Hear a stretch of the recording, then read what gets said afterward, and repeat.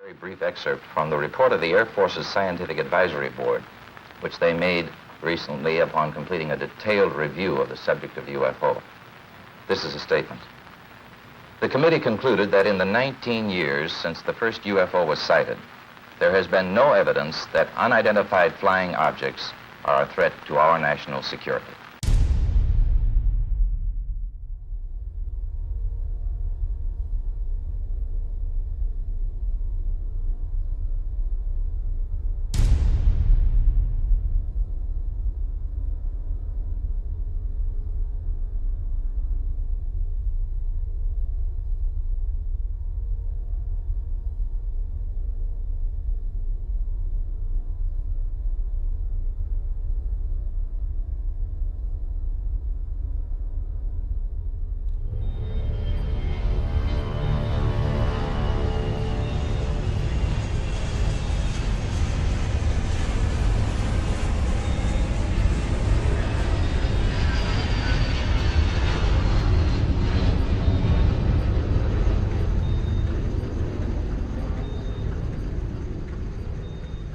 And I took a camera that was set up with an 18A ultraviolet filter on a Super 8mm color camera, and I set the camera to expose at 2 frames a second so that I'd get some endurance out of the small roll of Super 8 film. I took it up in an airliner between Long Beach and San Jose, and I fired it out through the airliner window with the 18A filter over the camera, and there were UFOs coming and going to the side of the airliner during the flight. And on takeoff from San Jose, one of them warped around the wing of the aircraft and is seen at 2 frames a second on this film. I always hoped that people would take this up because I did publish it, but there just wasn't any ambition to penetrate into the invisible. Everybody wanted ships from other planets with men in them. So that's where it's laid until this day.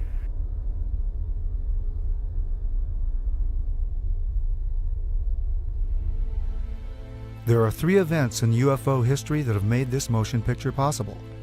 In the 1950s, Trevor James Constable unlocks one of the mysteries of UFOs. With the aid of infrared photography, he discovers the fact that some UFOs are invisible. By using infrared film in his cameras, he discovered UFOs that exist in a light spectrum that cannot be seen with the naked eye or photographed with conventional cameras. This opens a whole new aspect in the documenting of UFOs, and his discovery reveals some UFOs may be living creatures. He calls them critters. In 1994, Jose Escamilla discovers a phenomena called rods, a life form invisible to the naked eye that we had never seen before. He also develops a technique for filming these life forms that exist in the realm of the very fast. He calls it sky fishing, using high-speed shutter settings on camcorders. In 1995, NASA stops airing live broadcasts from shuttle missions after UFO footage has been made public, creating a controversy about how much NASA really knows about their existence. Looks like you got an object right in front of you, Mark. Can you look out there? I'm not sure what you're talking about. Never mind. That same year, Martin Stubbs begins recording what will be 5 years and over 2,500 hours of uninterrupted live broadcasts from NASA's own downlink. Today, we have digital camcorder technology that enables us to capture UFOs in full color, high-resolution video. Invisible UFOs can now be captured in broad daylight by anyone. 2 camcorders of the same make and model are set up side by side.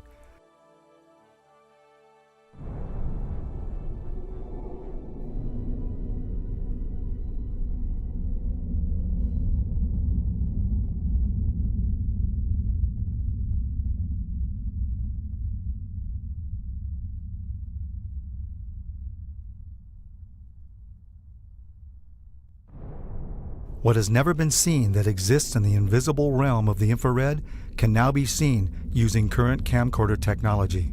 Within 15 minutes total that we saw the first group go by, it makes it all worthwhile when you're out there getting cold and a sore neck, looking up and just thinking that more people could do this.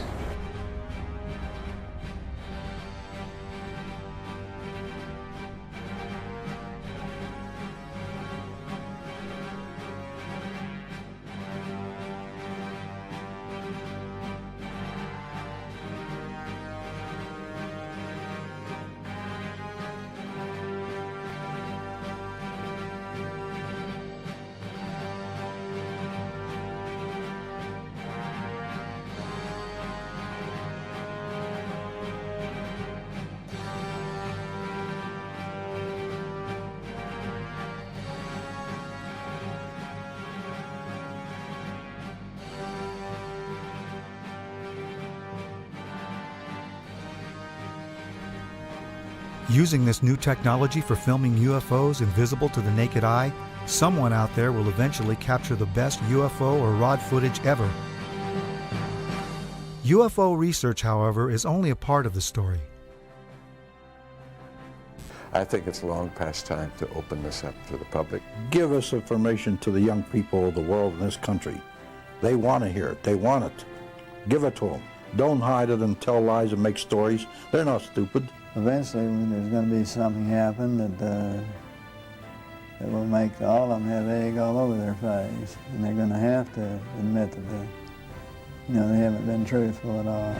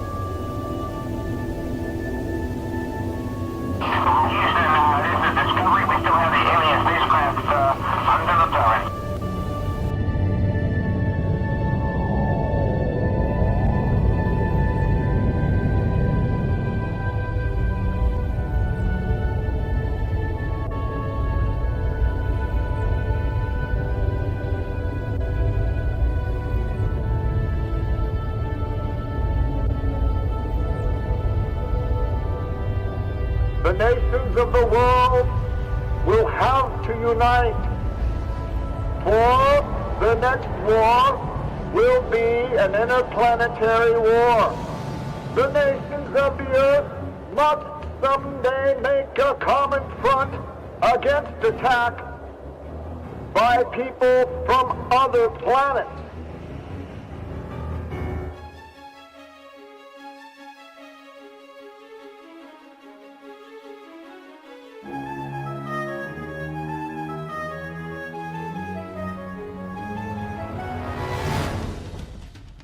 Anti-aircraft guns went into action against unidentified aircraft in the Los Angeles area, ordered by the 4th Interceptor Command at 2:25 a.m. The unidentified object moved slowly down the Pacific coast from Santa Monica and disappeared south of Long Beach. Searchlights closely followed the object down the coast and kept it centered in their glare. Shells frequently could be seen bursting near the object, but none appeared to hit it. The shooting stopped about 3:30 a.m. Approximately 20 minutes after the firing died down, the ship returned and headed westward from Long Beach toward Santa Monica. The guns went into action again, hurling round after round of shells at the object. The second barrage appeared to be closer to downtown Los Angeles, since watchers could hear the concussion of the guns more clearly, and the flash of bursting shells was brighter. Then the ship disappeared for the second time over the ocean. We return you now to CBS in New York. That was Byron Palmer on the West Coast.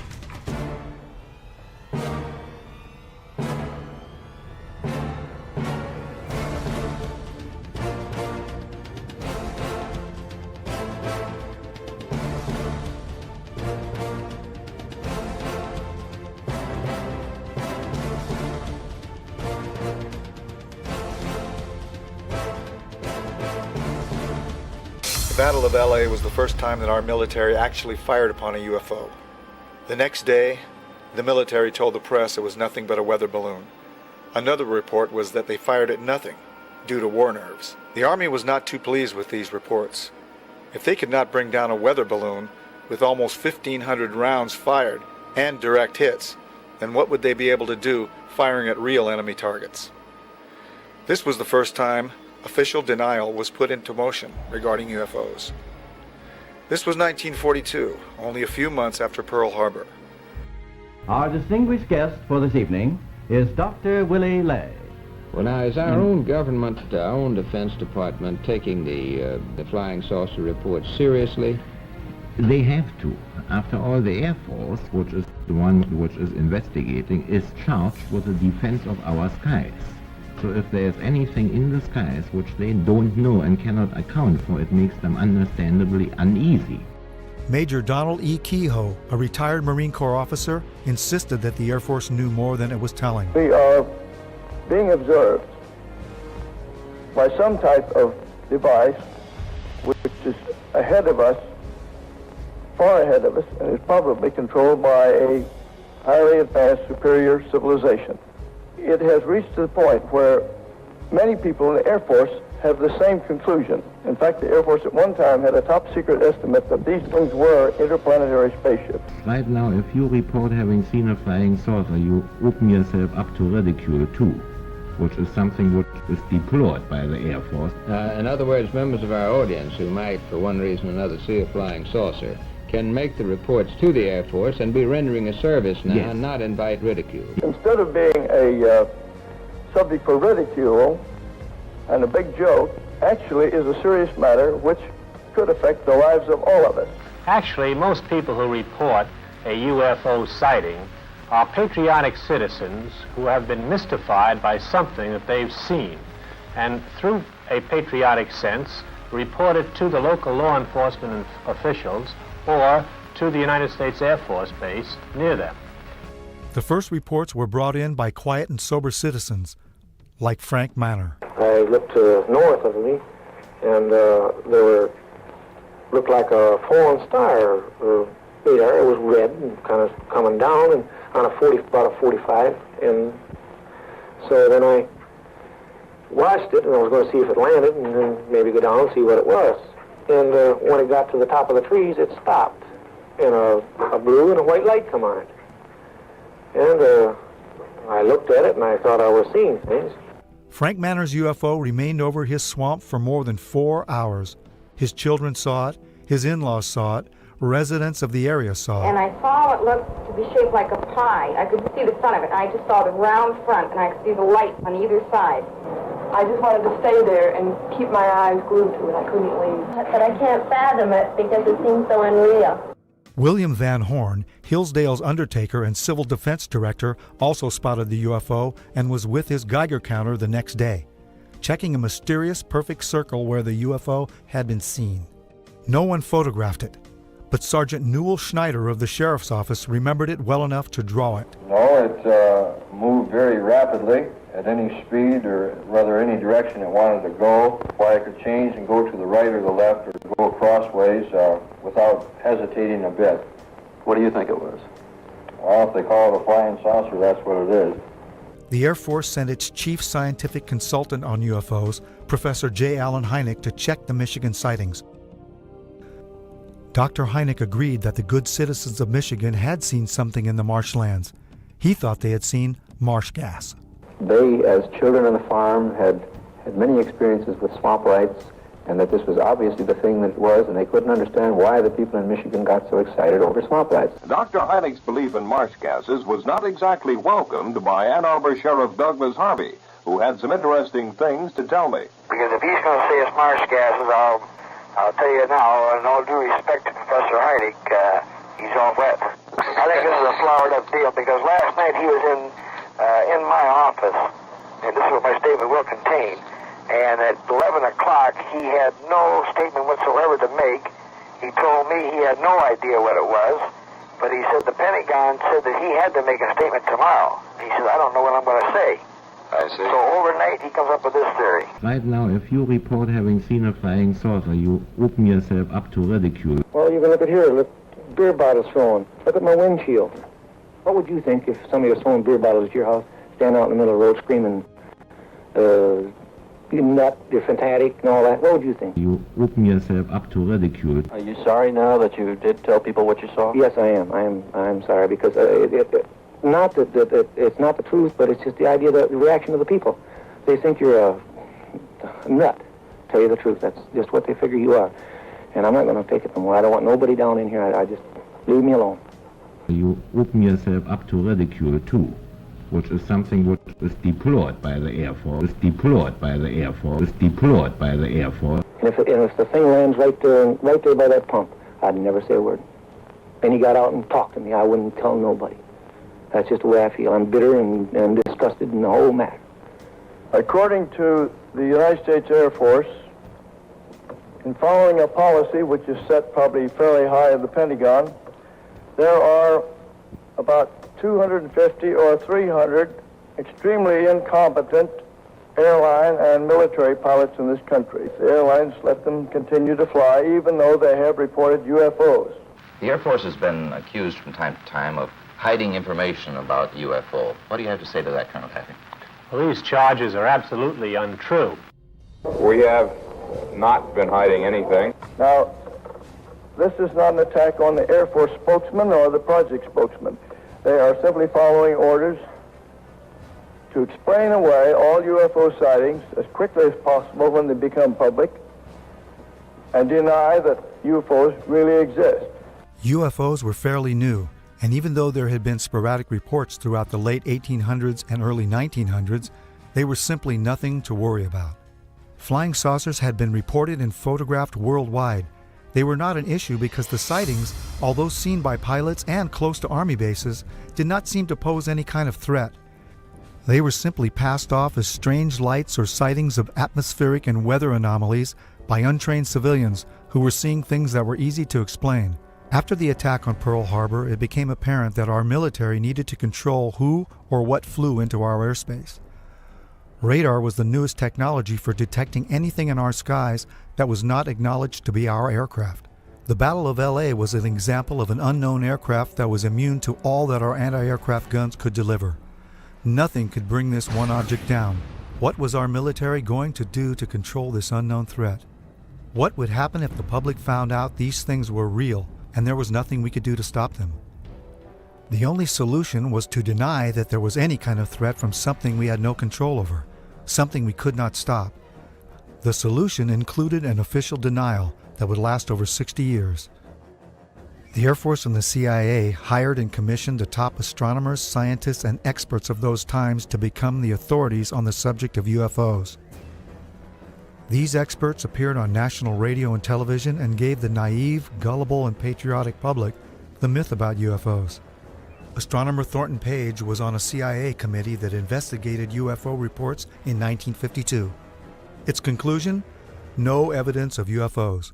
Even highly regarded astronomer Carl Sagan was placed by the Air Force as a consultant on a scientific panel to deny the existence of UFOs.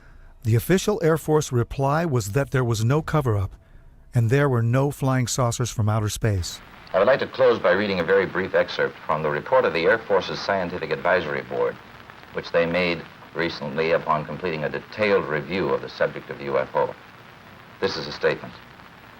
The committee concluded that in the 19 years since the first UFO was sighted, there has been no evidence that unidentified flying objects are a threat to our national security. This was to become the greatest story ever denied.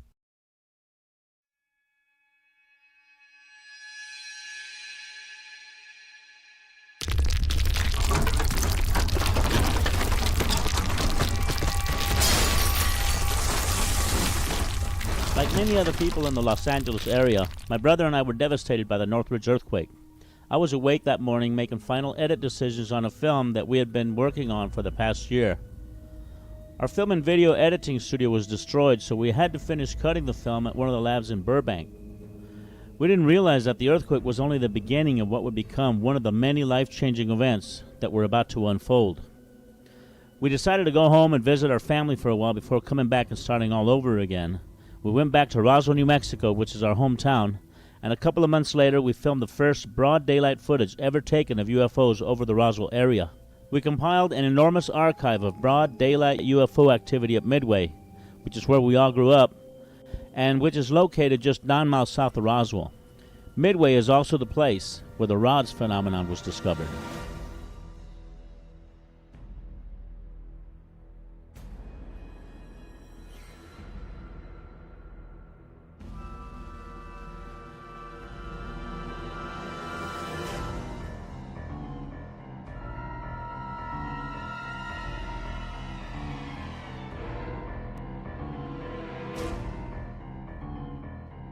You can see a rod coming in, and it's coming in like this outside of the water, and you see it hit the water, leaves a bubble trail, and enters. And there's about 3 or 4 of them that just zip by, and they're going just as fast as rods do in the sky.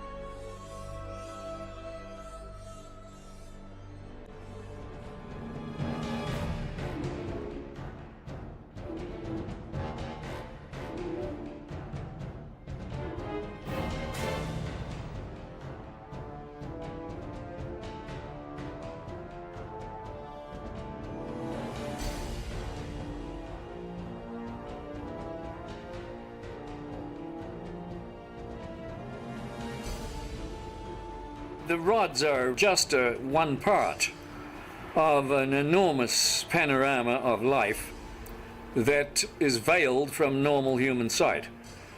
In the case of the rods, you found that by using an extremely fast shutter, you could slow down and objectify something that would otherwise elude the photographic process. They would be gone before they could be put on a frame. But that doesn't mean that they're not there. It just means that you need a device, an apparatus that will remove an optical limitation that you have. We don't reject the microscope because the microscope intensifies the power of human sight. Without it, the world of the microbe would not exist. But that wouldn't alter the fact that our entire environment, our entire living scenario, is really conditioned upon what happens in a domain that we cannot see directly. In my opinion, the same thing applies, and this will be verified in years to come, at the upper border of nature. But I realized at this point that it's very secret, that it was kept secret, because I asked him, what are you going to do with this piece of information? And he said, we always airbrush these out before we sell them to the public. So they're pesky little creatures appearing on this photograph they wanted to get rid of. This is a fact of the matter. We were really not sure after John flew whether or not there were critters, living critters out there somewhere. Critters that were captured by NASA on that mission STS-75 in 1996. In all my considerable experience of the entire UFO scenario, I have never seen and never expected to see footage like that. And least of all did I expect to see it on film that, or tape that had been exposed by the government in a NASA mission.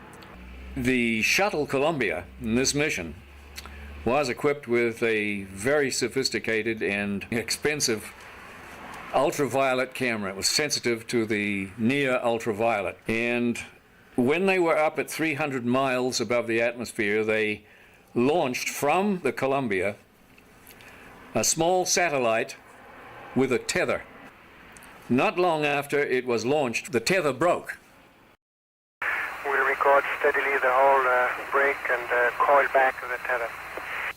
Copy, Claude. We go. Again, this is a view of the satellite. Well, if it had to break, it did it in the right place.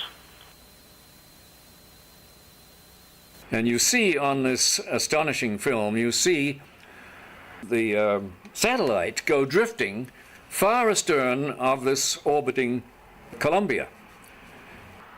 The tether, which is 12 miles long, straightens out into a long white line, which you can see as plainly as could be. Columbia and the satellite now 77 nautical miles apart. Now, while this is all going on, a whole covey of UFOs, perhaps 36 of them, manifest to this ultraviolet camera, and they begin moving around, circulating, looking for all the world like something in an aquarium tank. The satellite, again, just moving into sunrise. Now, Houston, of course, down on the ground, is getting this feed from the Columbia, and they ask the astronauts in the shuttle, what can they see? What is it they can see? You guys getting the image? Franklin, we see a long line, a couple of star-like things, and a lot of things swimming in the foreground. Can you describe what you're seeing? Well, the long line is a tether, and there's a little bit of debris that kind of flies with us. It is like a brilliant white bar. It looks like a neon sign, and it's 12 miles long. Now, what this does is give you a sort of cosmic ruler by which you can get an idea and an estimate of the diameter of the UFOs that are flitting around down there. Now, when you see them go behind the tether, that means that you can use that tether like a ruler to measure their diameter. And those things that are down there going behind the tether are between 2 and 3 nautical miles in diameter.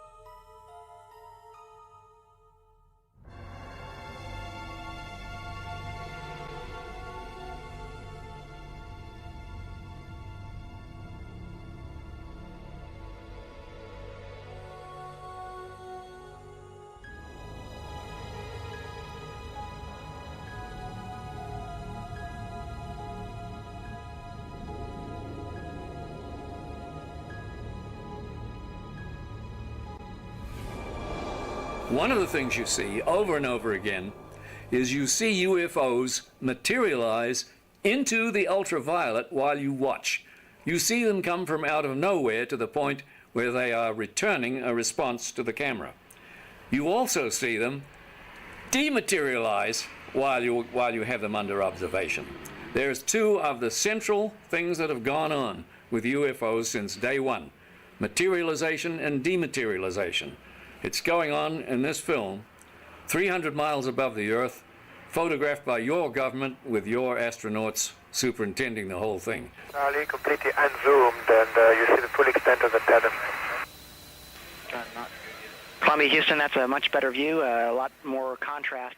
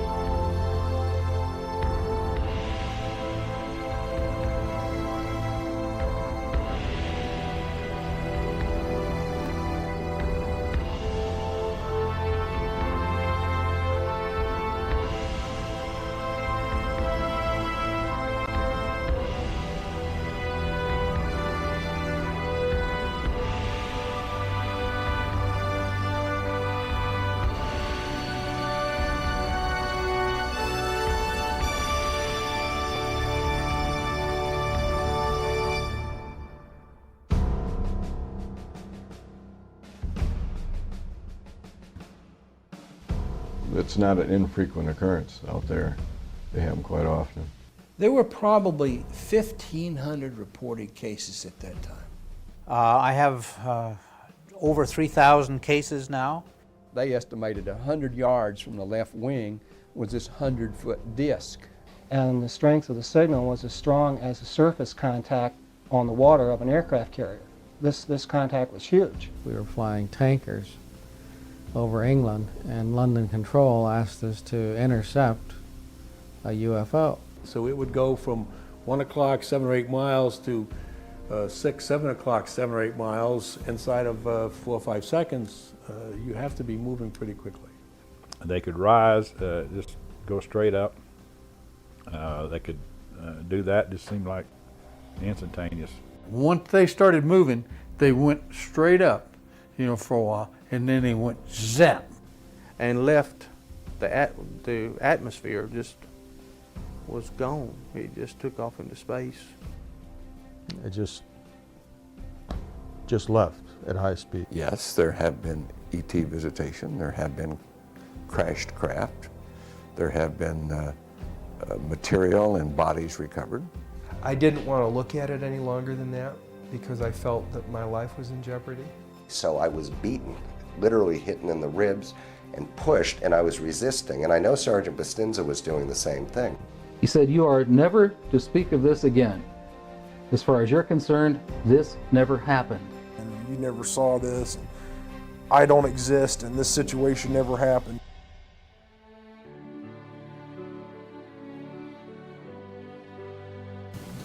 We are here today to disclose the truth about a subject that has been ridiculed and questioned, denied for at least 50 years. The reason we are coming forward now is that we are asking for the U.S. Congress and for President Bush to move towards an official inquiry and disclosure on this subject. Morning, ladies and gentlemen. My name is Clifford Stone. I was Sergeant First Class, United States Army. My name is Dwayne Arneson. I served 26 years as a communication electronics officer in the U.S. Air Force. My name is John Callahan. I'm a retired FAA employee. I was the division manager for the Accidents Evaluation and Investigation Division. My name is Don Phillips. I was in the United States Air Force and had worked with certain intelligence agencies of the United States government. These are people who have been inside the CIA, NSA, NRO, Air Force, Navy, Marines, Army, all divisions of the intelligence and military community, as well as corporate witnesses, contractors to the government. My name is Dan Willis.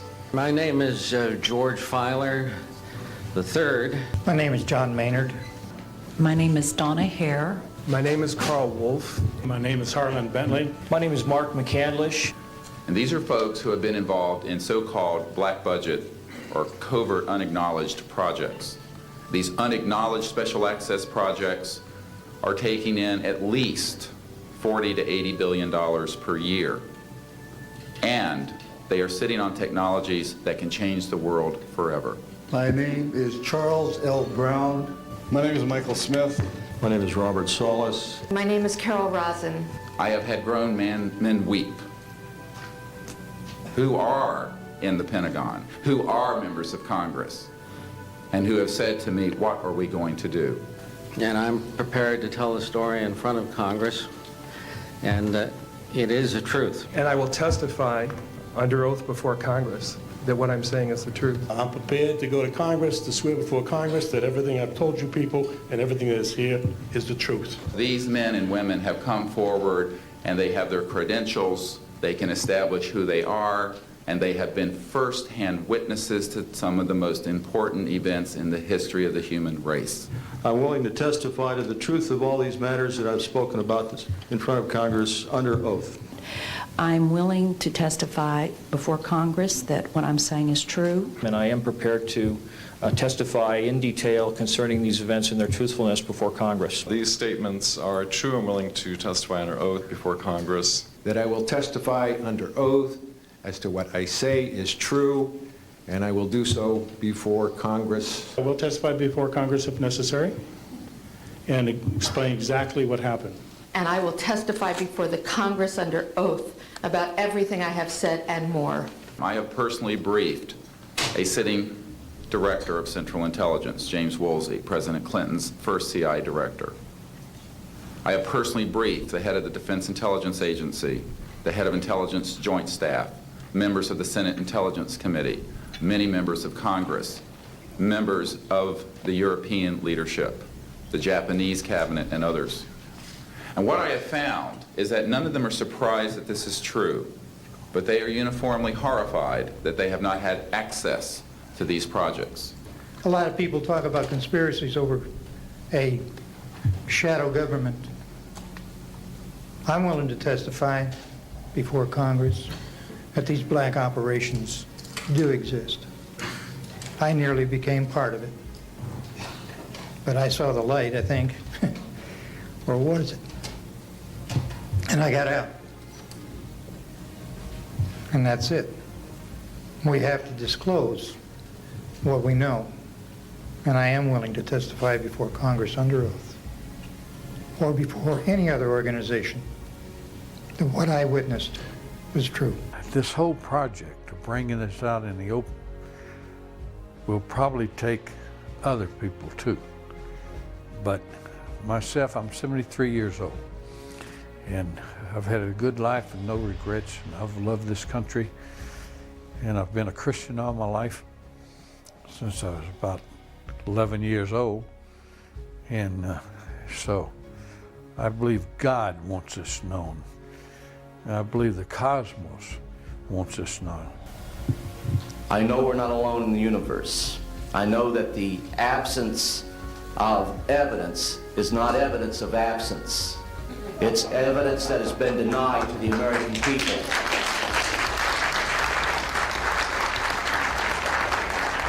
I stand before you today in my almighty God, and I tell you this.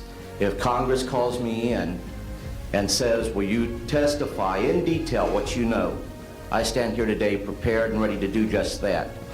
Governments must never lie to the people.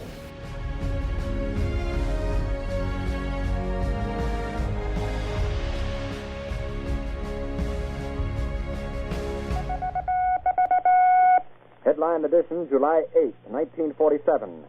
The Army Air Forces has announced that a flying disc has been found and is now in the possession of the Army.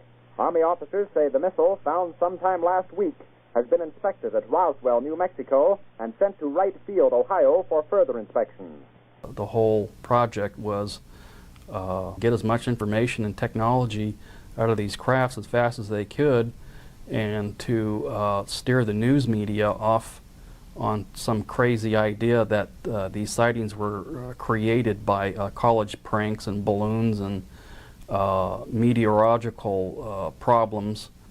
And a lot of the information was siphoned off by the CIA and the National Security Agency and people at ONI, Office of Naval Intelligence. It was the first time I'd ever seen anything like this before, and all eyes were just peeled on that particular thing. And when he told us what it was, it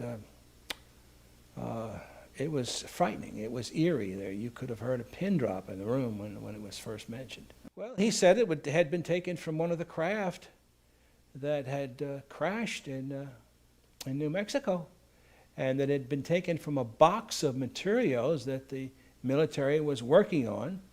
They didn't use the word reverse engineering at that time, but it was something similar to the reverse engineering that they felt like they needed to work on, and it was going to take years to do this.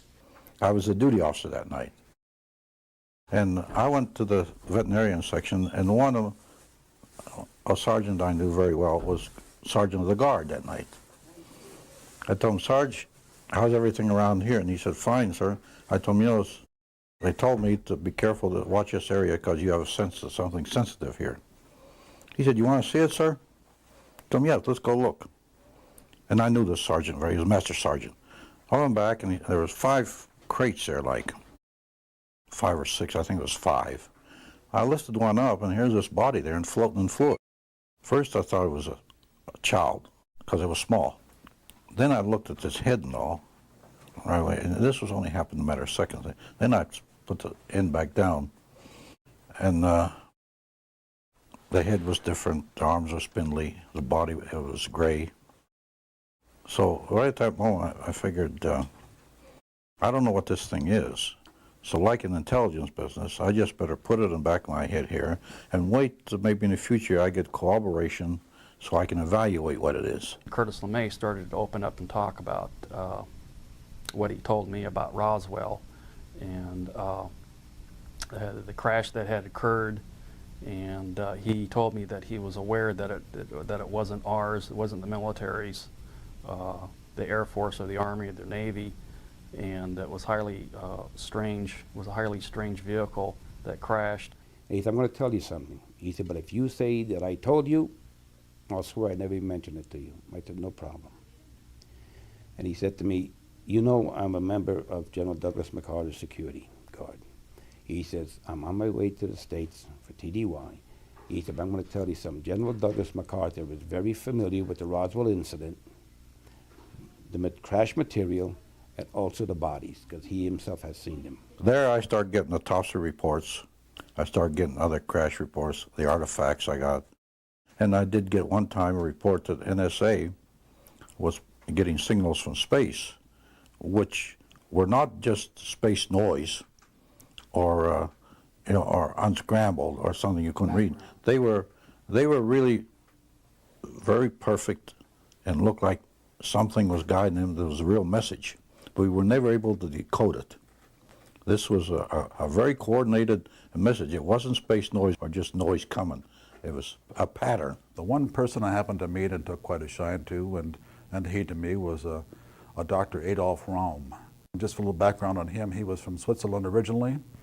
He was on their first A-bomb test in the U.S. He knew Dr. Oppenheimer personally, and just a fine, fine gentleman. One night after supper and after a few martinis, I jokingly asked Adolf, I said, what do you know about the little gray men that are supposedly on ice here at Wright-Patterson?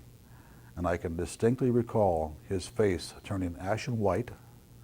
His voice got very stern, and he said, Arnie, he says, all I can tell you is that they were not weather balloons, and we will not talk about it again. You understand? And there was no uncertainty in my mind that we wouldn't talk about this further. We can safely say that, yes, there were some captured craft in Roswell, New Mexico, and yeah, they were real. And yes, we really did get some technology from them. And yes, we really did put it to work. How many bodies had been recovered? Don't know. How many crashes have occurred in which we only got debris from because they came and did their recovery before we got there? Don't know, but it has happened. It has happened. When they have problems, just like we send out a distress call, they send out a distress call, which is something that a lot of people don't allude to or don't even, it's the one question that's never asked. But here again, we think of them as something intangible, like that stuffed animal there. But they're living, breathing creatures, as mortal as you and I. They think, they have loves, they have likes, they have dislikes, they have social culture. This is so important to try to make people understand that that is the case. There were more crashes than Roswell that people don't understand is that there was one in 1948 and there was another one in 1949.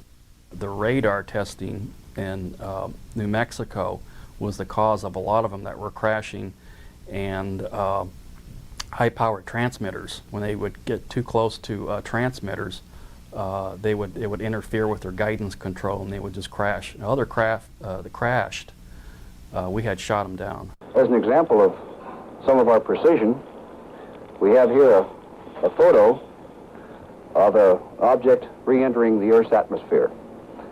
Through our programs, we were able to predict a precise time that this was going to happen and notified a particular agency who then went out with a camera and was able to obtain this photograph. What altitude? This is just entering the Earth's atmosphere somewhere around 400,000 feet. We've been successful. We crashed in White Sands, New Mexico. We tracked it. We were tracking it at the time, and we were successful in damaging it enough where it crashed.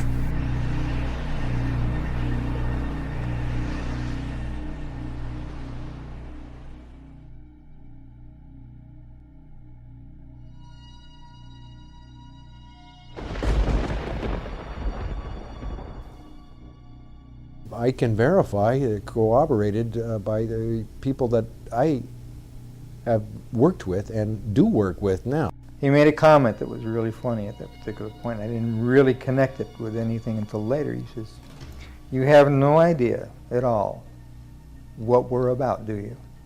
And I told him, "No, sir, I don't." He says, "Well, someday the technology will be out there that has been totally back-engineered. Went right over my head at that particular point. When we gave the information out, we gave it out and insisted they take the patents. But also we put a little bit of a requirement on there. Requirement, feed it back to us for the competitive edge of the Army.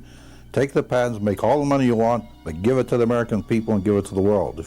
The Japanese, they interviewed me, and I told them when we put the integrated circuit out, we also gave it to you. He also had fiber optics laying there. They didn't know what these things were. They figured they were wires of some sort, but didn't know how they operate. The interesting thing that shows you that we have not achieved a point of where these fiber optics are is my dad would also hold them in his hand, and when he closed his hand around them, the ends would be glowing. So this means they contain their own energy. Okay, well, why would you need a fiber optic system in a spaceship?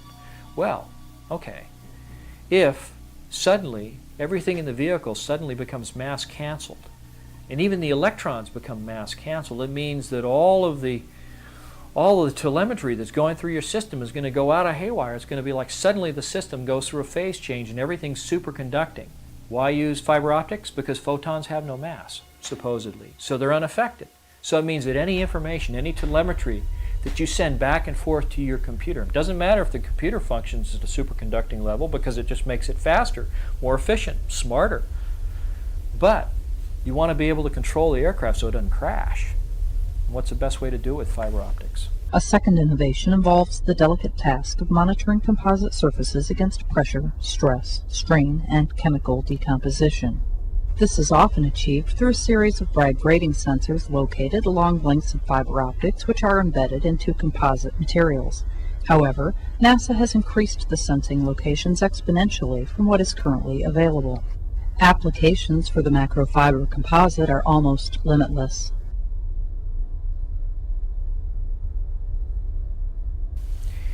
They had a big black curtain that divided the hangar into two different areas, and that behind these curtains was another big area, and inside this area they had all the lights turned off, and they go in, they turn the lights on, and here are 3 flying saucers floating off the floor. No cables suspended from the ceiling holding them up, no landing gear underneath, just floating, hovering above the floor. Deanne Divis with United Press International. Could you please address the vehicle that there was a drawing displayed of? Why would this vehicle be on display at an air show? There was one facility at Norton Air Force Base that was close hold. Not even the wing commander there could know what was going on. He said there were 3 vehicles. The first one, the smallest one, the one was partially taken apart, the one that was shown in the video that was running in this hangar, November 12, 1988 at Norton Air Force Base, was about 24 feet in diameter at its widest part, right at the base of that flange. And during that time period, throughout my career, it was always rumored by the pilots that that was a cover for, in fact, a location of one UFO craft. And they had little exhibits. They had a TV, a little videotape running showing the smallest of the 3 vehicles sitting out in the desert, presumably over a dry lake bed someplace like Area 51. And it showed this vehicle making 3 little quick hopping motions like that, and then accelerating straight up and out of sight until you couldn't see it, and completely disappearing from view in just a couple of seconds. Yes, there was craft there. I've talked to others that have worked on it. There's different levels there. And the reason for that location was folks that could come out, land at Norton, play golf, be part of a golf tournament, and so forth, and during that process could go by the facility and actually see the UFO.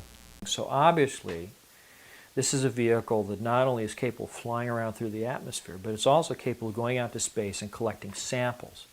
And it's using a type of propulsion system that doesn't make any noise. As far as he could see, it had no moving parts, didn't have any exhaust gases or fuel to be expended. It was just there, hovering. In a few instances, I can say there are clearly over-unity electromagnetic devices, things that produce more electrical energy out than in. This is an alien reproduction vehicle, and just to be clear, this means that it is based on advanced anti-gravity and zero-point energy propulsion systems. The next biggest one was 60 feet in diameter at the base. There are corporations such as SAIC, Lockheed Martin, Northrop, and others that deal specifically with this issue, with advanced energy and propulsion systems connected to UFOs.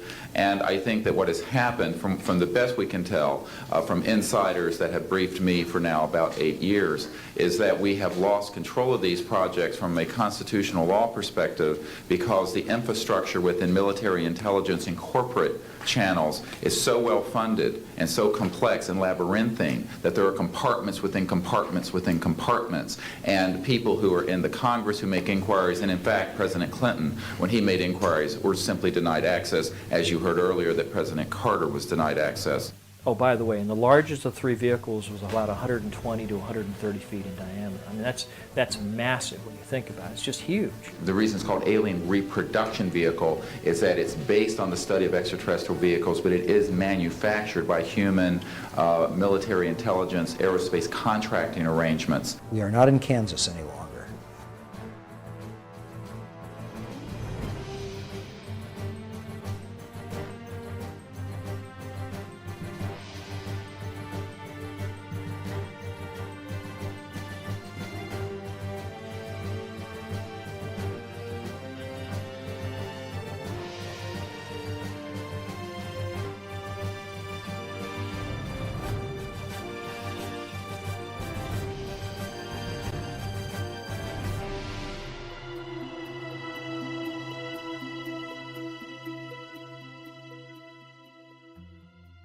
Brad said that in this exhibit at Norton Air Force Base that a 3-star general said that these vehicles were capable of doing light speed or better.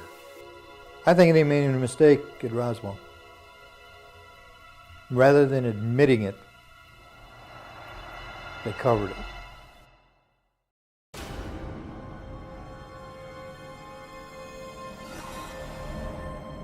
Gemini 7 here, Houston 98. Lots clear. 7, go ahead. Approaching at 10 o'clock high. This is Houston. Say again, 7. We are approaching at 10 o'clock high. Roger. Gemini Control here again. The reference in that conversation was bogies. It was Borman who reported sighting the bogies. This is Gemini Control Houston at 4 hours, 24 minutes into the flight.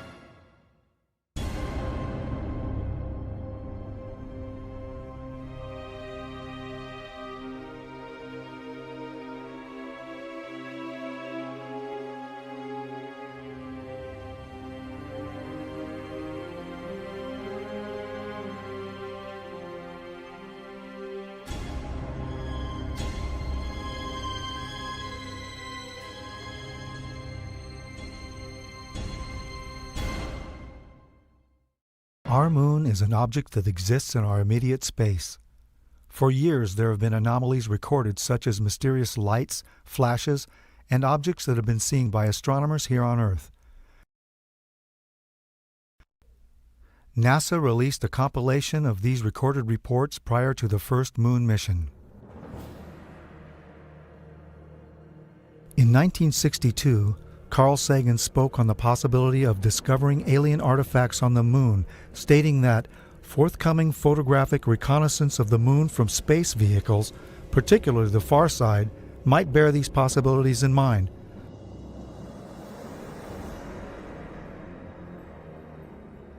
Rectangular patterns on air-space photos are recognized as signs of human culture in the remote sensing of the Earth and air archaeology. It seems reasonable, then, to search for rectangular patterns on the moon or on Mars.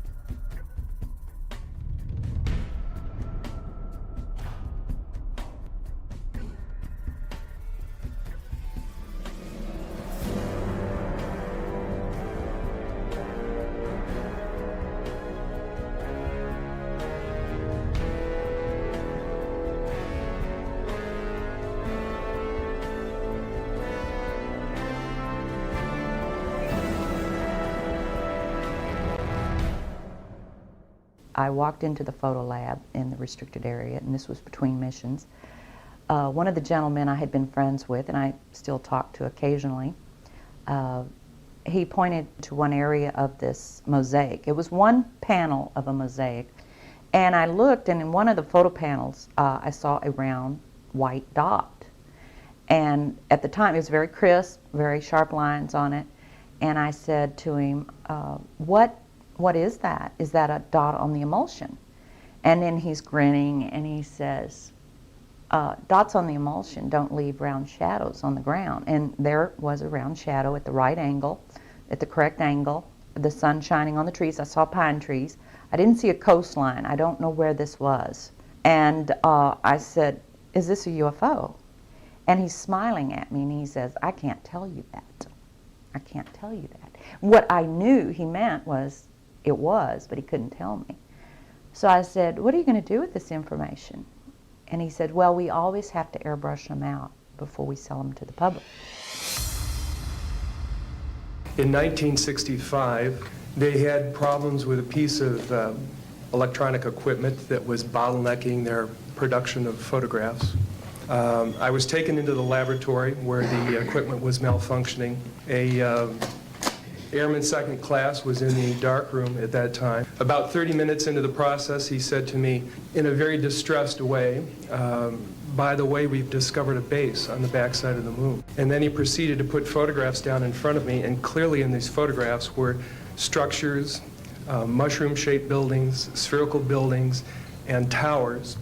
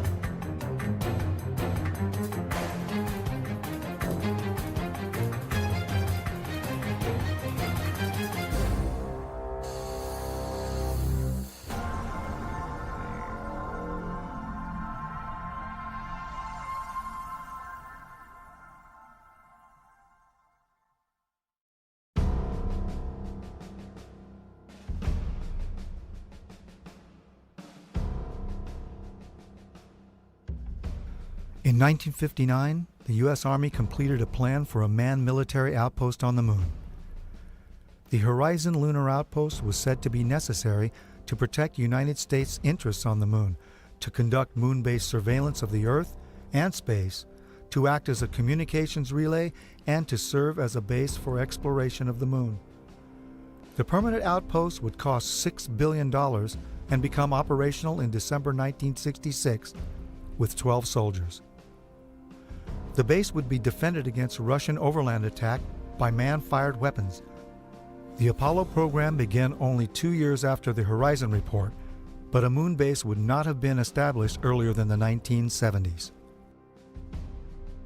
During the discussion of UFOs, the question ultimately is going to come up, can any government keep secrets, let alone the U.S. government? And the answer to that is unequivocally yes. People in high-level government have very, very little, if any, information, valid information about this. Most have no more knowledge than the man in the street. There's always been what they call the need to know. They keep pretty much each organization an island unto itself. I looked at him and I was pretty startled because I'd worked out there several years and never seen anything like this, never heard of anything like this. I had a top secret crypto clearance, and I could go into areas where my commanders, some commanders could not even get in. He was a civilian, but had done a lot of work with NASA on a lot of committees and what have you. And I think his problem was the fact that he hadn't heard about this. They can't get in there because they don't have the need to know, even though they have the same clearance as the guy that gets to go in there. He knew that he was very important because he was on a lot of committees in NASA. And since he was very important but hadn't heard about this thing, this couldn't be true. The UFO secrets can be kept secret from other people who have the same security clearance. And then he said a very curious thing. I wouldn't believe it even if it was real. This is a direct quote from his email to me. I would not believe this even if it was real. And the truth is, they have hidden things like UFO and extraterrestrial information from us for years. Not just the current era, but back before the 1900s. There's about 38 levels above top secret. The highest is cosmic.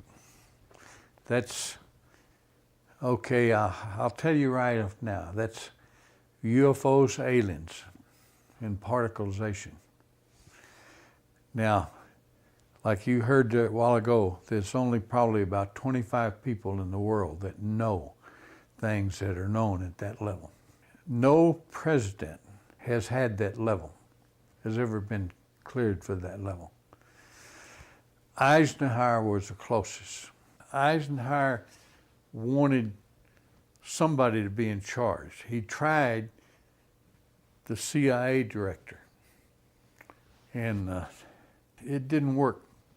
CIA was working primarily for itself. Most of the intelligence directors of the services were working for themselves.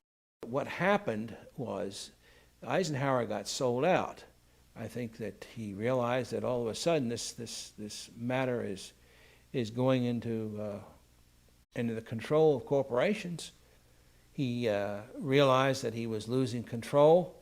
He realized that the phenomenon of whatever it was that we were faced with was not going to be in the best hands. As far as I can remember, that was the expression that was used. It's not going to be in the best hands. He had our best interest in mind and was a very loving person. And what I love about this family too is we're very humble. He grew up on a farm, felt this calling. His family didn't necessarily agree with him, and just rose into the position he was in, became a 5-star general. And it wasn't really a part of the fabric of the global elite. He was fighting against that false power structure. In the councils of government, we must guard against the acquisition of unwarranted influence, whether sought or unsought, by the military-industrial complex. The potential for the disastrous rise of misplaced power exists and will persist. We must never let the weight of this combination endanger our liberties or democratic processes. We should take nothing for granted. Only an alert and knowledgeable citizenry can compel the proper meshing of the huge industrial and military machinery of defense with our peaceful methods and goals. And so it was organized under the name, the NRO. You couldn't mention NRO. NRO, National Reconnaissance Office. Basically run by the Air Force.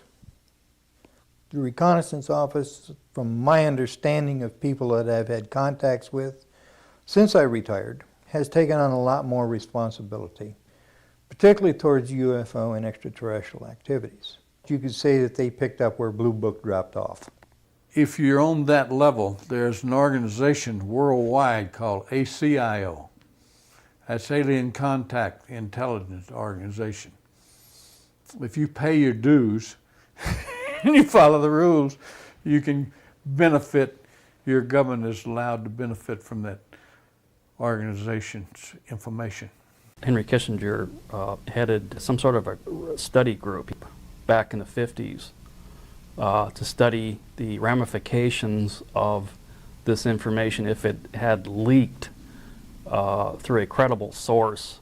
In fact, Jimmy Carter was not brought into the loop. They, for some reason, the group, the control group, they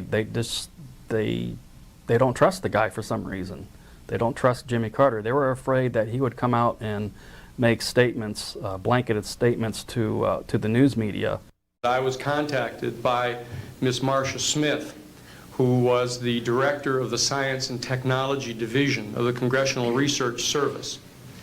She asked to meet with me, and I met with her, and she informed me that President Carter, upon taking office in January of 1977, held a meeting with then the Director of Central Intelligence, who was George Bush Sr., and demanded that the Director of Central Intelligence turn over to the President the classified information about unidentified flying objects and the information that was in the possession of the United States intelligence community concerning the existence of extraterrestrial intelligence.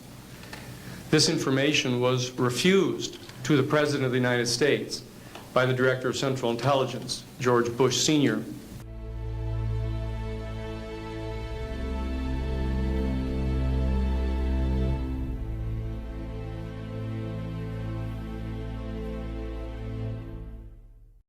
He told us we could not talk about this to anyone, including any of the other crews, our spouses, our family, even amongst each other. So we could not discuss this at all.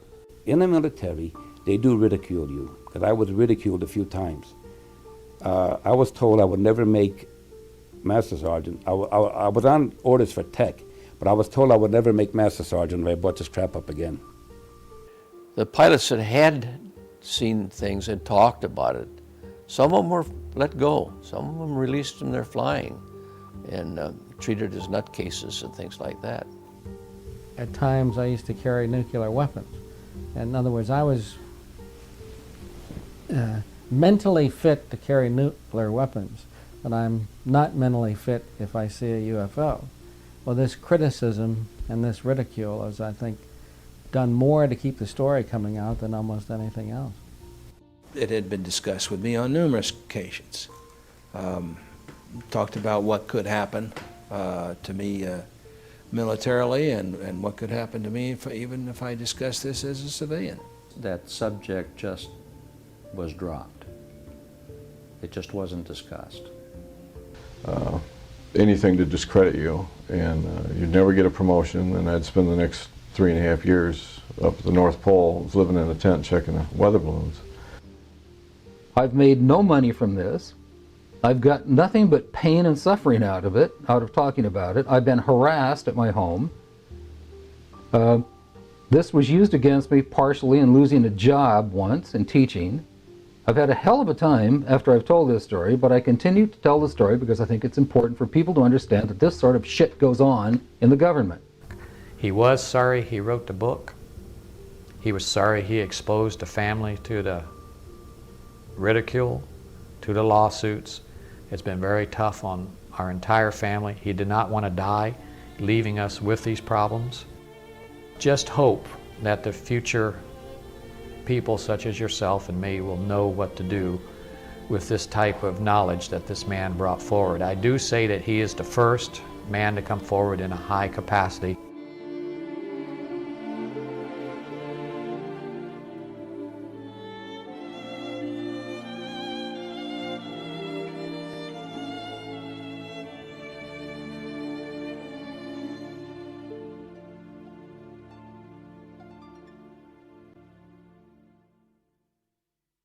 Measures have been taken by agencies to terminate people who appear to be inconvenient or troublesome through knowing too much.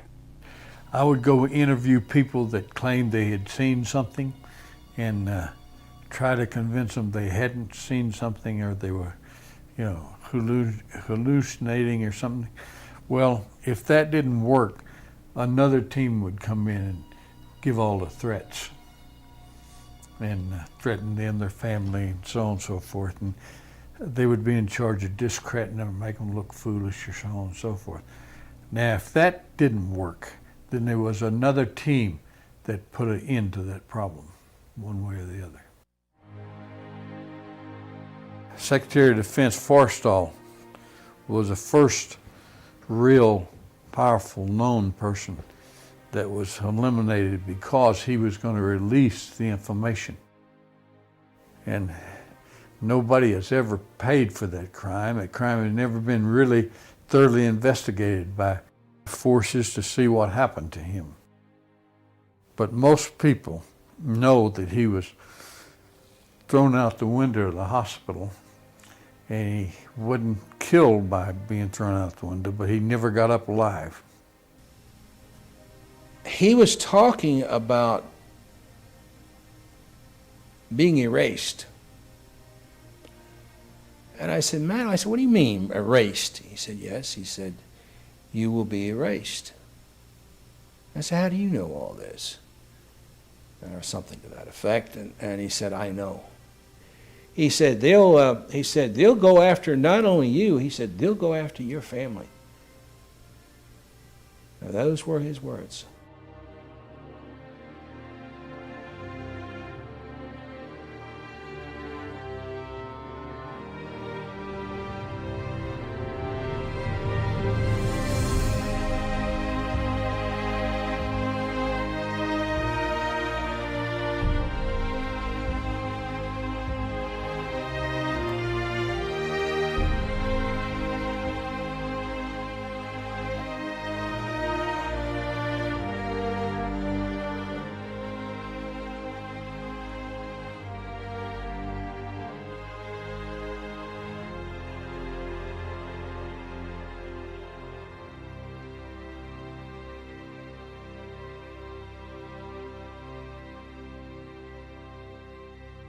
And they're yelling at me, and they're hollering and cursing, and you didn't see anything, and we'll do you and your whole goddamn family. And they're it was basically that for about 8 or 9 hours. These guys, they're just off on their own. There's no oversight, no control, and they just do whatever they want. They don't, and they're evil, man. These people are evil. Basically, it's an oversight group intermingled with the National Security Council and the National Security Planning Group. They have full control. They have no congressional oversight whatsoever.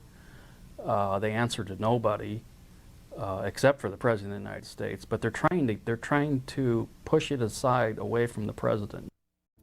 When I was a corporate manager of Fairchild Industries in 1974 through 77, I met the late Dr. Werner von Braun in early 74. At that time, von Braun was dying of cancer, but he assured me that he would live a few more years in order to tell me about the game that was being played, that game being the effort to weaponize space. Weapons in space is still a big enigma. Black covert operations. Von Braun's purpose in life during the last years of his life, his dying years, was to educate the public and decision makers about why space-based weapons are dumb, dangerous, destabilizing, too costly, unnecessary, unworkable, undesirable. The strategy that Werner von Braun taught me was that first the Russians are going to be considered to be the enemy. In fact, when I met him in '74, they were the enemy, the identified enemy. We were told that they had killer satellites. We were told that they were coming to get us and control us, the dirty commies, that whole story.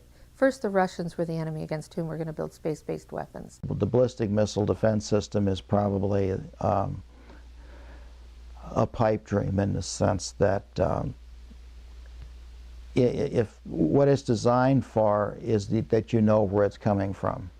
And when we had Russia, there was a 50-50 chance that you knew about where it would be coming from. In 1977, I was at a meeting in Fairchild Industries in a conference room called the War Room.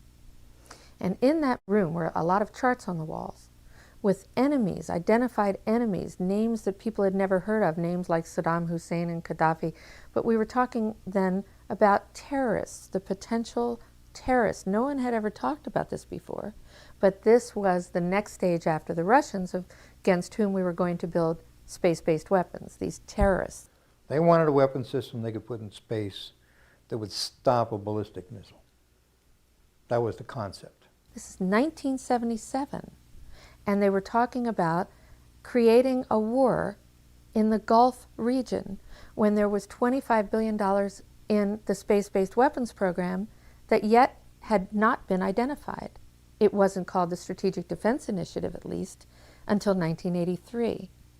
This weapons system then had obviously been going on for some time that I didn't know anything about. When Star Wars was brought out as an idea, which was before Reagan actually, and incorporated into his administration, it became pretty much a window dressing, as one people would call it, but there was a lot of truth behind what they were trying to do. They knew the basic principle of what they wanted to do. So I stood up in this meeting in 1977 and it said, I'd like to know why we're talking about space-based weapons against these enemies. I'd like to know more about this. Would somebody tell me what this is about? Nobody answered. They went on with this meeting as though I hadn't said anything. We heard a lot about terrorism. Then we were going to identify third world country crazies. We now call them nations of concern. With the rogue nations we have today, it's absolutely ludicrous. But he said that would be the third enemy against whom we would be needing to build space-based weapons. And the next enemy was asteroids. Now at this point, he kind of chuckled the first time he said it. Asteroids, against asteroids we're going to build space-based weapons. So it was funny then. And the funniest one of all was against what he called aliens, extraterrestrials. That would be the final card. And over and over and over, during the 4 years that I knew him and was giving his speeches for him, he would bring up that last card. And remember, Carol, the last card is the alien card. We're going to have to build space-based weapons against aliens. And all of it, he said, is a lie. Well, if they were hostile, my own knowledge is, and feeling, I don't know about all of them, is that we could have been, with their weaponry as it might be used, it could have destroyed us a long time ago. If beings can travel in time-space, then anything we would put in orbit as a weapon would be like going against Genghis Khan with a firecracker. Now, some would like for us to believe and like to develop the idea that the aliens and people are our enemy now, but that's not true. I noticed the satellite's positionings. I said, now this is supposed to be a system that tracks radar anomalies on Earth, right? You know, the whole thing, the movement. Yep, that's what it does. And I said, so why are half of them pointed towards the outer space? Towards the moon, towards areas that are just blank space. I have concluded that I'm fighting against the clock, that I have but a short time to try to convince people that we are moving in an avenue where we are going to militarize space. As a result of militarizing space, we are going to acquire new technology. We're going to evolve new technology. Well, at least half of those satellites you got up there aren't looking at Earth. He had received several transmissions from the Pentagon and from other satellite monitoring stations of the NSA that they were tracking ETVs, extraterrestrial, that stands for extraterrestrial vehicles. I said, what are they looking for? He says, well, you got to have need to know about that. We put nuclear weapons out in space as a line of defense, and we was ready to blow them up if they started in. He didn't mention a timeline, but he said that it was going to be speeding up faster than anybody could possibly imagine. He saw an object floating nearby. We took several pictures of it. It's fairly small. We just heard that in the process of poring over that heat shield, they found 3 more objects floating in close proximity to the space shuttle Atlantis. There you go, 1, 2, and 3. Unclear what those are, maybe a 4th there. Unclear what those are. Could be ice, could be little pieces of harmless debris. Worst case scenario, could be parts of the heat shield, and that is why NASA is concerned. So it's very hard to identify what those little things might be.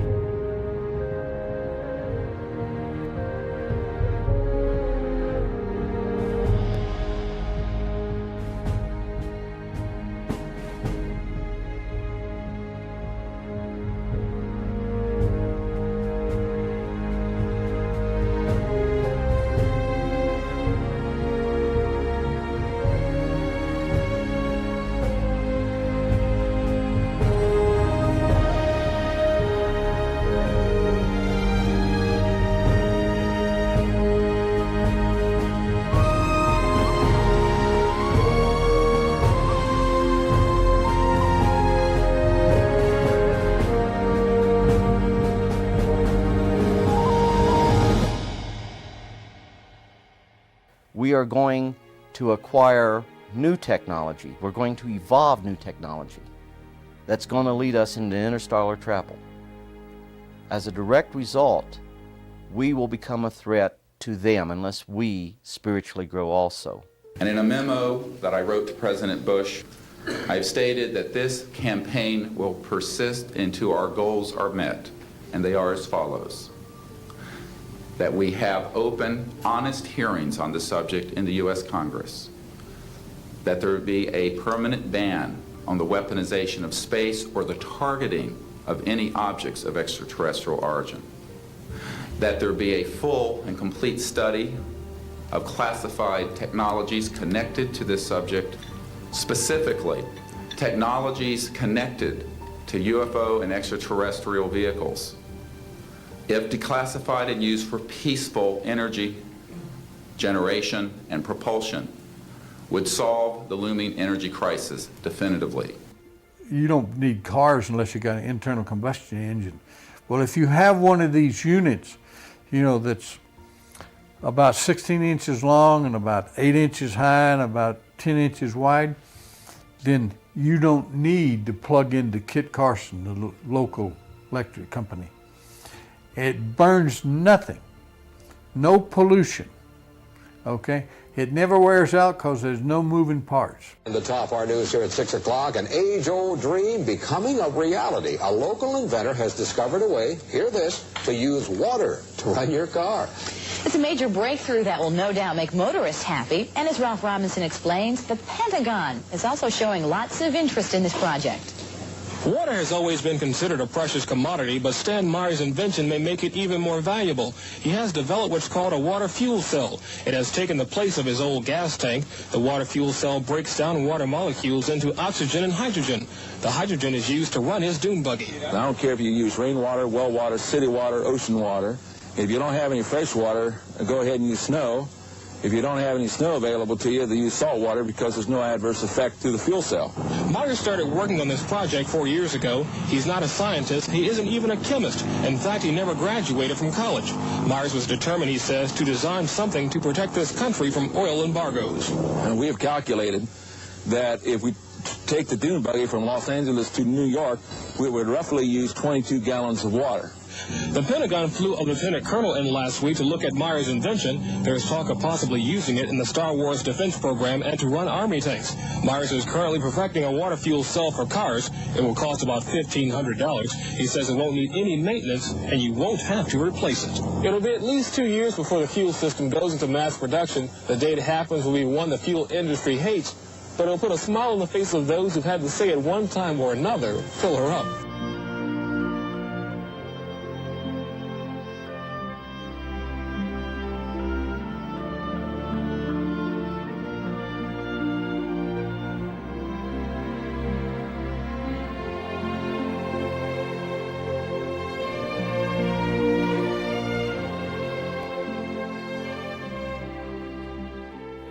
there is an enormous range of new things that have been worked up to a remarkable level in the past and then suppressed by the existing order for one reason or another.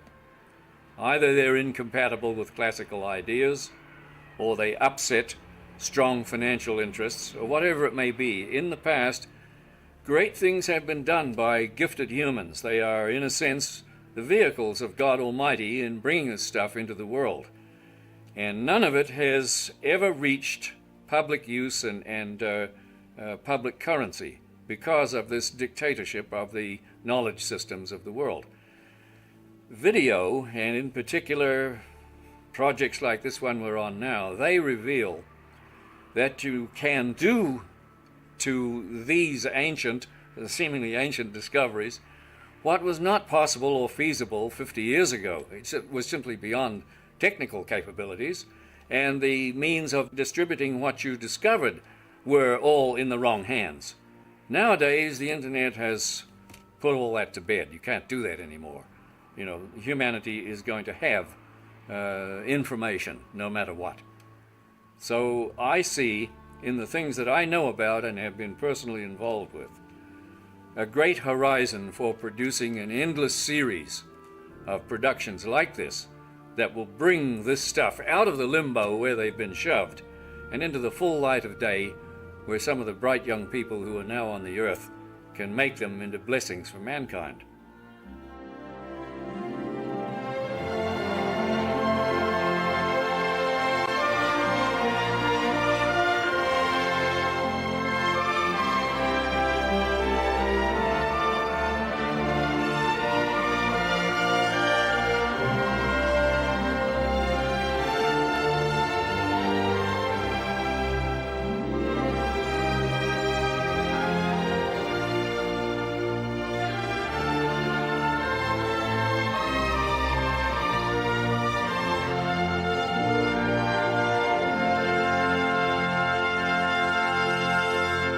I have concluded that it's based on a few people making a lot of money and gaining power. We have cartels. We have a whole set of cartels in an area, interlocking corporations, and behind this we have a few people who are quite wealthy and who own most things. It's about ego.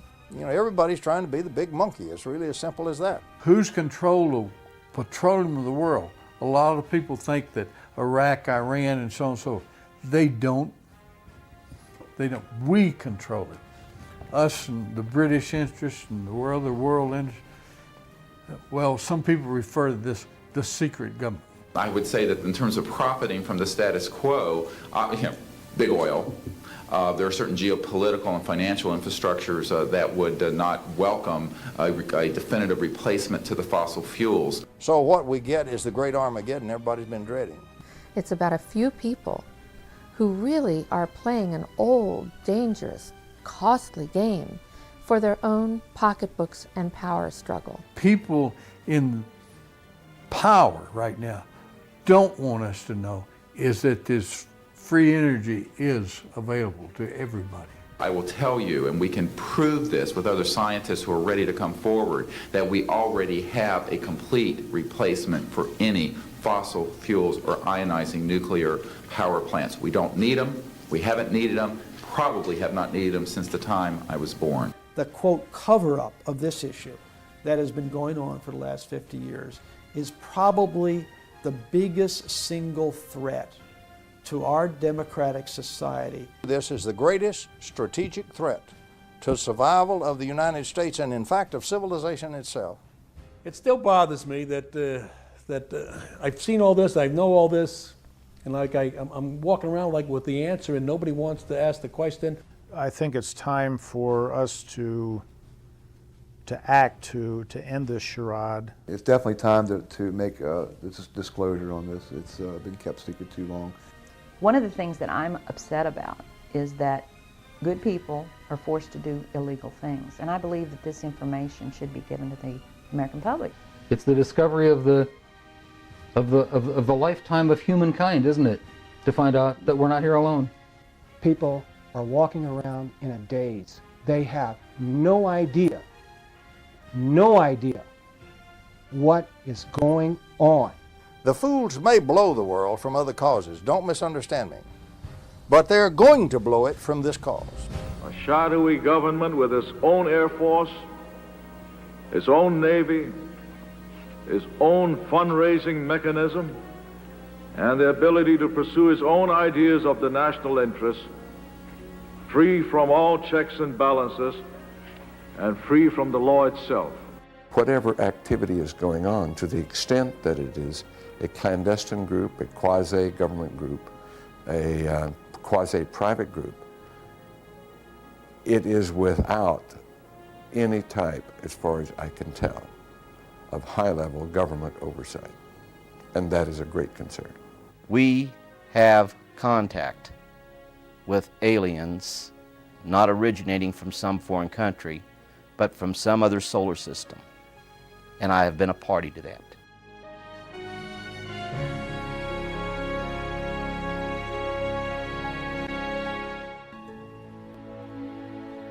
Houston, Apollo 8, over. Hello, Apollo 8. Loud and clear. Roger. Please be informed there is a Santa Claus. That's affirmative. You're the best ones to know.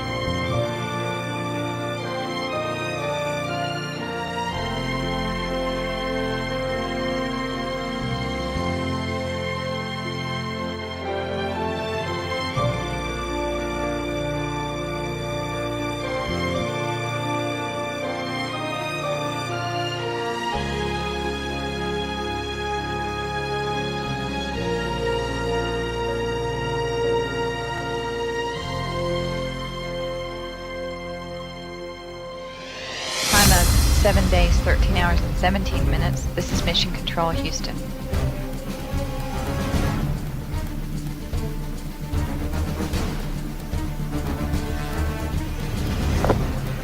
The Mir space station is now visible on the far left-hand side of the screen, about an inch from the bottom of this particular picture.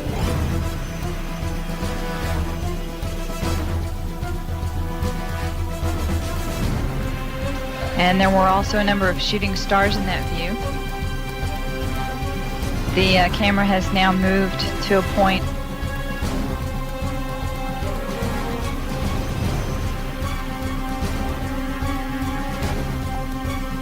Okay, the Mir space station is the small flashing light in the center, about an inch from Camera Charlie on the left-hand side of the screen. It's slowly Charlie Hill on the camera.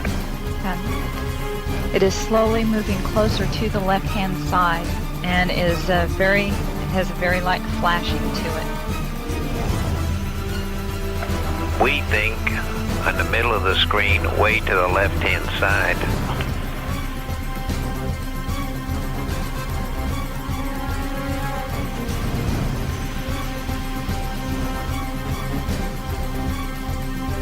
And we've seen a lot of meteors.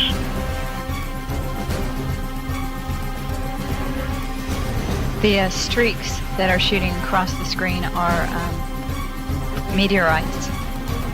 In other words, shooting stars.